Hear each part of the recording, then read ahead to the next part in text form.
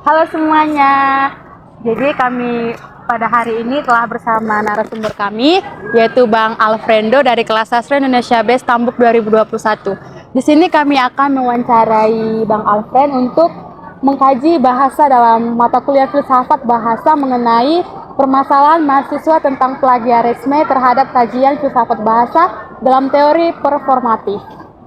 Oke, pertanyaan pertama akan diberikan rekan saya. Sebelumnya perkenalkan, nama saya Fernanda Jessica sebagai moderator dan rekan saya. Perkenalkan, nama saya Hotni Purban. Dan narasumber kami. Alfredo Nenggola. Baik, pertanyaan pertama akan ditanyakan oleh Hotni. Kepada Hotni dipersilakan. Baik, terima kasih kepada rekan saya. Di sini saya ingin bertanya kepada Abang, mengapa mahasiswa harus paham tentang plagiasi? Sejujurnya kan sebelum kita membahas mengenai plagiasi atau plagiarisme itu kan kita sebagai insan mahasiswa orang yang tertinggi lah, arti kata maha, yang orang berintelektual. Plagiarisme kan artinya ya orang yang mencontoh langsung tanpa tahu bagaimana cara pengerjaannya, seperti itu. Di sini saya ingin bertanya lagi, apa yang biasanya menjadi konsekuensi dari melakukan plagiarisme dalam dunia akademik? Ya. Dampak ya. Iya, Bang. Kalau dari dampaknya mungkin lebih ke mereka sendiri. Dampak buruknya mereka yang tidak mengerti bagaimana cara mengerjakan sebuah tugas dengan baik.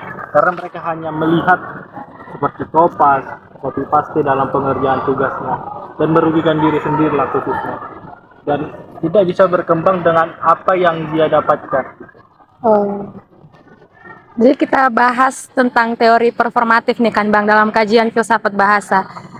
Filsuf John Langsua itu kan menitik beratkan makna teori ini kan di balik kata-kata. Nah, terus juga dia membedakan dua jenis yaitu ujaran konstatif sama ujaran performatif. Nah, ujaran konstatif ini kan dapat dinilai benar atau salah. Contohnya langit itu berwarna biru. Nah, itu kan dapat dikatakan benar atau salah. Nah, yang kedua itu ujaran performatif yaitu melakukan tindakan itu melalui ucapan, terus tidak dibenarkan benar atau salah tadi, tapi berhasil atau enggaknya. Nah, misalnya di sini dalam konteks berpasangan gitu, misalnya pasangan ini bilang sama pasangannya, aku mencintaimu.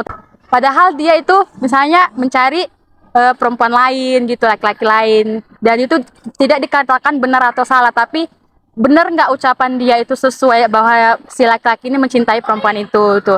Nah, pertanyaan saya yang pertama ini apa saja sih dalam konteks akademik norma dan juga ekspektasi kita sebagai mahasiswa jika melakukan plagiasi terhadap tugas-tugas itu mungkin ada kegagalan-kegagalan. Dan menurut Abang apa aja kegagalan itu yang dapat kita peroleh misalnya pada mahasiswa yang melakukan plagiat ini gitu. Pertama mungkin kegagalan dalam mempertahankan integritasnya, kepribadiannya sebagai seorang mahasiswa. Karena seorang mahasiswa sendiri itu kan harus disadari dia yang mempunyai intelektual yang lebih lah dari siswa SMA atau SMP dan sebagainya. Dan di sini kita boleh lihat kegagalan yang dialami mulai dari integritas, terus kepercayaan dirinya yang tidak percaya akan kemampuan yang dia miliki. Jadi dia lebih percaya dengan apa yang ada, dia cari terus dia copy paste tanpa mengembangkan bakat atau pengetahuan yang dia miliki. Terus kegagalan selanjutnya itu kayak dia tidak bertanggung jawab atas apa yang telah dia jalani pada saat ini. Mungkin dari orang tuanya yang telah membantunya dalam perkuliahan dan sebagainya. Oke, itu kegagalan. Nah, selanjutnya itu misalnya nih kita sebagai mahasiswa kan sudah tahu apa aja dampaknya tadi, terus kegagalan apa aja yang kita peroleh. Nah, menurut Abang bagaimana solusi dan tanggung jawab kita itu seharusnya sebagai mahasiswa agar terhindar dari namanya plagiarisme itu? Solusinya. Yang pertama itu kita harus sadar di mana posisi kita. Posisi kita sebagai mahasiswa yang harus bisa belajar secara mandiri, nggak hanya dari dosen tergantung ya. Kita bisa menggunakan semua media, tapi dari setiap media yang kita pakai itu kita harus juga mengembangkan pengetahuan yang kita miliki, seperti itu. Oke. Berarti dapat disimpulkan kita tuh sudah menjadi mahasiswa jadi harus tahu mana yang baik dan mana yang tidak. mahasiswa sastra Indonesia harus benar-benar dari kreativitas kita sendiri, karena kita juga sudah mahasiswa, tidak bergantung pada plagiat itu. Satu terakhir pertanyaannya tentang apa sih pesan-pesan Abang untuk mahasiswa sastra Indonesia di Indonesia ini yang ingin Abang sampaikan? Mungkin lebih ke percaya diri lah akan apa yang kita miliki saat ini.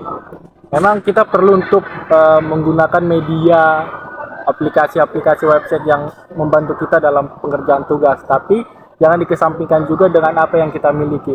Kita belajar, ya, potensi kita harus kita kembangkan, jangan bergantung pada hal itu. Artinya tetap percaya diri akan apa yang kita miliki saat ini dan kerjakanlah semua tugas dengan baik, berintegritas sebagai mahasiswa. Baik, terima kasih Bang atas kerjasamanya. Sekian dari wawancara kami. Apabila terdapat kata-kata yang salah mohon dimaafkan. Sekian dan terima kasih.